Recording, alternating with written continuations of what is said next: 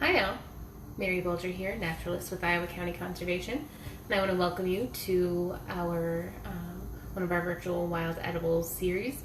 Today we're going to learn a little bit about wild plums, which are in fruit right now, and they're kind of a neat little fruit that you may not know a lot about, but they are, you can find them in a lot of places here in Iowa. So we'll learn about the wild plum, and then we're going to make a wild plum sauce, which is just a little bit of a different take on some of the things that you can use plums for.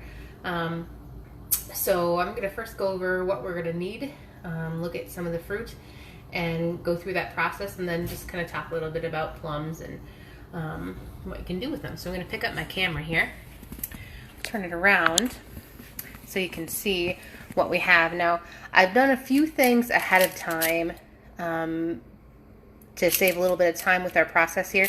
And so these are the actual wild plums that I have baked just a little bit. We'll get to why I did that in just a moment. But you're going to need, for this process, you're going to need a cookie sheet, some sort of pan. I like to put parchment paper on because it helps keep it a little bit cleaner, but you don't have to do that at all. And here are the beautiful wild plums. You can see that they're about the size of a cherry tomato. They're not very big at all, so they don't have as much flesh, let's say, as one of those commercial plums that you would find at the grocery store normally. So you're going to need ingredients. You're going to need the wild plums. You're going to need honey, and you're going to need a little bit of kosher or sea salt. For the utensils and other things, you're going to need a tablespoon. You're going to need a quarter teaspoon. You're going to need a big serving spoon. You're going to need some sort of colander or strainer for this, and a bowl. And then you may or may not need some water, so I have some ready here to go. And then you're going to need some sort of blender. I just have one of those little bullet blenders that I'm going to be using today. So, I'll set you back down here. And so first thing you do when you're going out to forage wild plums, which are going to fruit in the late summertime right now, this is one of those ripe wild plums. When they're not ripe, I have some examples here of what they look like when they're not ripe. They first start out green when they're just growing still, but then they are yellow, and they will eventually turn either a maroon to a deep purple in color. So these ones are not ripe, these ones are, and it's best to pick them when you're like this. But if you're at a place and you're not going to get back to that place when you're foraging, and you want some of the wild plums, you can pick them like this and ripen them. I'll tell you kind of how to do that in just after we've made our wild plum sauce here. So these wild plums, with our recipe here today, one serving or one batch of that wild plum sauce, you need about a pound of the wild plums. So this container is about a pound's worth right here. But you can have a little more. We're going to make a double batch. I've kind of pre-made what we're going to be doing today, but I am going to go through a few of the steps so you kind of know how to do that. So about this much, it's probably about 3 cups of the unprocessed wild plums here. So you need those ripe wild plums. One thing, we're not going to use the whole entire fruit of the wild plum. We're not going to use the skins because they are very tannic or very bitter in tasting. So that wouldn't add very much or make the sauce taste very good. So we're just going to use the pulp on the inside. There's also a little pit or a seed on the inside that I'll kind of show you and we'll take a look at here in a moment. So we won't use that. We're just using the flesh on the inside of the plum. So first step that I did beforehand was I baked, I kind of processed these wild plums, and you could do that in one of 2 ways. You can lay them out on this cookie sheet and you can bake them. I baked mine at about 350 for about 10 or 15 minutes. And then that makes them, as you see them right here, you can see there's juice starting to come out. They're getting a little bit squishy. And that will make it easy for us to take the pulp out of the skin, discard the skin and discard the pit, and then use that pulp on the inside. So that's what we want. Then we're going to use our 2 other ingredients to kind of mix together and make our sauce. So this is the fun part. And this is kind of the messy part. So if you have kids at home and you've gone and you've harvested some wild plums, have them help you with this part, because it's the fun part. It's where you get to get a little bit dirty. If you want to, wear some gloves, but if you don't, just make sure that your hands are nice and clean. And we're going to take some of that, take these wild plums. You can see I can kind of squeeze all of that flesh actually right out of the skin. The skin, which is very bitter, that we don't eat, you can discard, compost, something like that. And then we'll keep I'll kind of take the seed out here. You can also discard the pit, or you can compost it, or you can try to grow your own wild plums with it too. And then the flesh is what we're going to keep and process and make into that sauce. So you can do that. You can squeeze them out like that, put them in your bowl. But another really fun way is to use a colander or a strainer like this, and you kind of squeeze them and push them through. So kids might have fun doing that. And this also breaks up the flesh a little bit more by pushing it through those holes in there. So this is a little bit of a process. It takes a little bit longer when you're doing this compared to, maybe you can also use something called a food mill. If you can a lot, you might have one of those food mills where you can separate skins and seeds from the flesh of different fruits. The longer you bake your wild plums, the easier the flesh kind of pops right out of those skins. So I'm doing that. And I'm just going to do these few that I did for an example here, processing those. This is kind of like when you're shelling peas. It's one of those steps that just takes a little while to do, but a fun activity for the family to do. So I'll do a few of these just kind of as an example. Setting my skins aside and my pits aside, and keeping that flesh.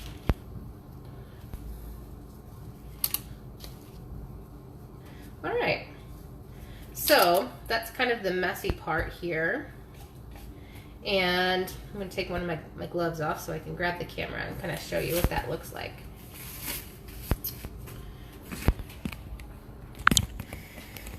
So you have the flesh there. You would just need to remove, there's a few of those pits inside there. And so right now it doesn't look too appetizing, right? And previously I have done that with a couple batches. So this is, remember I said you need about a pound of the wild plums, and this is about 2 pounds of pulp from the wild plums that I have done previously.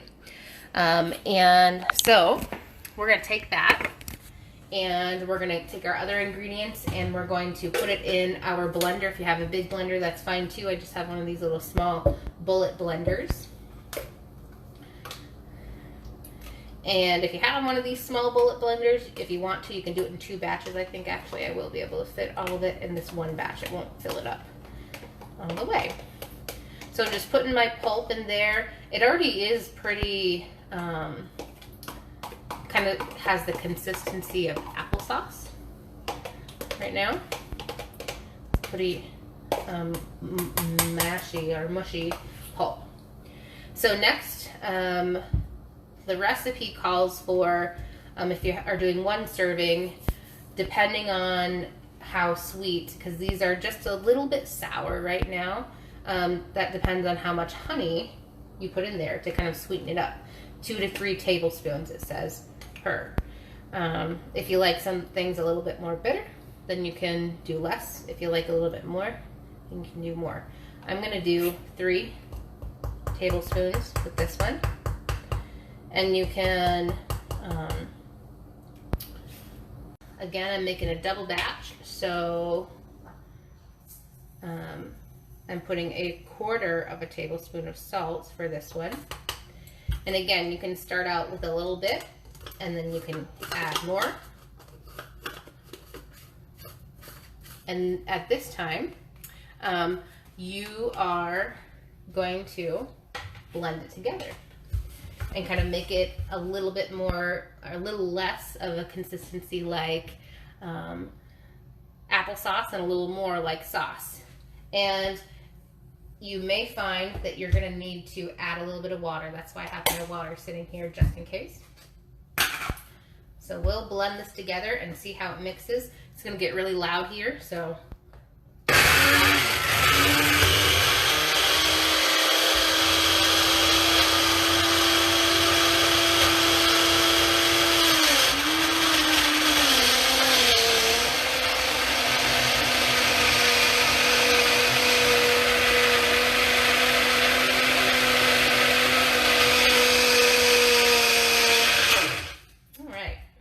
Check out the consistency right here. I'm gonna use my spoon. Oh, there it is. All right, it's still kind of like applesauce. And so what I'm gonna do is I'm going to add a tablespoon of water, maybe 2 tablespoons of water. I wouldn't add a bunch all at one time, because you don't want to make it too thin.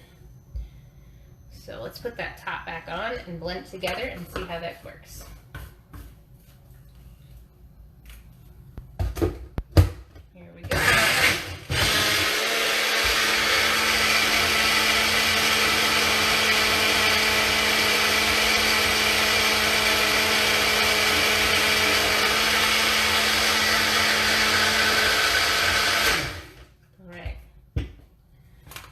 I kind of have a pretty loud blender. Let's see what that consistency is like. Oh, it's getting there. It's a little bit thinner, but I want it. I'm going to add 2 more tablespoons of water, I think. Another thing that you can do if you're not wanting to add water is you can put it on the stovetop and you can cook it to cook some of the water out. So either one of those things.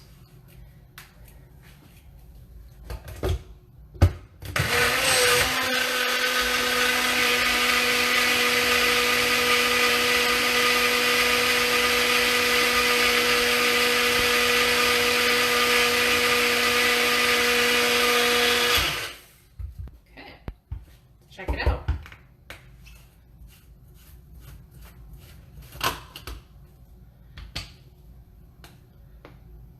Maybe there. And this kind of blender adds a few air bubbles, so it'll take a little bit to settle.